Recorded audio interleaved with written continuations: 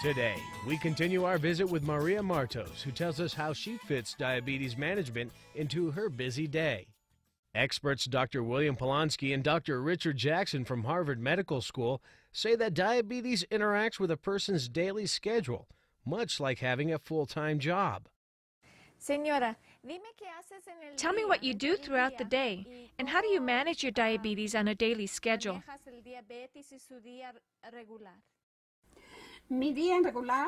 My daily routine starts when I wake up in the morning. I wake up at 10 minutes until 6 a.m.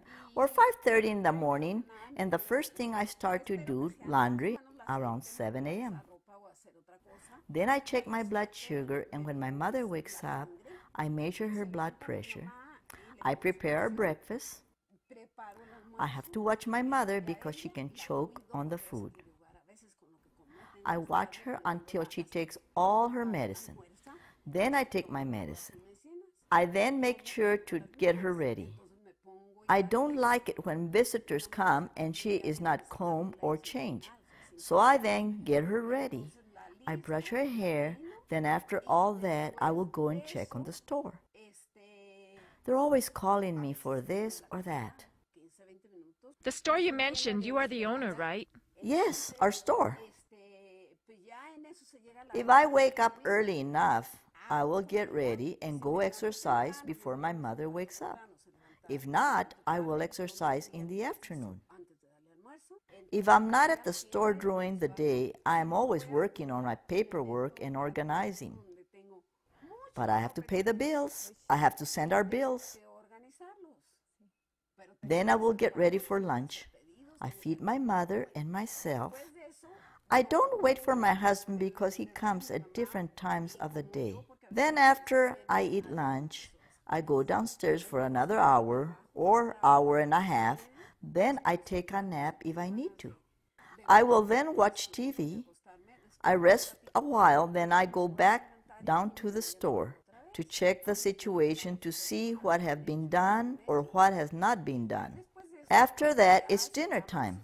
If I have not exercised during the day, I will go and exercise. Wow, we've just heard Maria talking about her schedule and fitting diabetes into it, and it's pretty impressive the number of ways it interacts with your life. It's sort of like having another job. Yeah, only that's one for where sure. the pay doesn't really come every week. There's maybe a payday down at the end of it, but it's really a lot to add in to what people are doing. How does that affect people? Yeah, one of the things I'm glad we could hear about that from Maria is because I think she represents something that is so very typical for people with diabetes, that when you're living with diabetes and you're trying to take good care of it, as we see Maria doing, it is in fact just one more job on top of the fact that you probably already have a life and have a lot of other things to do, which exactly what we've just seen with Maria. The good news is that we know lots of people like Maria can be successful. They can find some way to take the task of diabetes, which is really all that extra work, and fit it into their very busy lives in a way that works for them. But that does take time, does take effort, can seem overwhelming sometimes until you've figured out how to do it. What I like about what Maria has told us, though, is that it's so realistic. It's exactly how the kind of situation so many people face when they first develop diabetes, having to figure out some way to fit this into what is already, for most people, a busy life. It's already a busy life.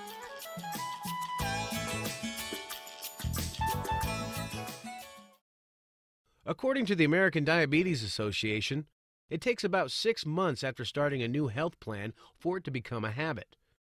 Change is hard, but you can learn a step-by-step approach to help reach your goals by calling 1-800-DIABETES or going online at www.diabetes.org. Ask for a free copy of ADA's Choose to Live, your diabetes survival guide.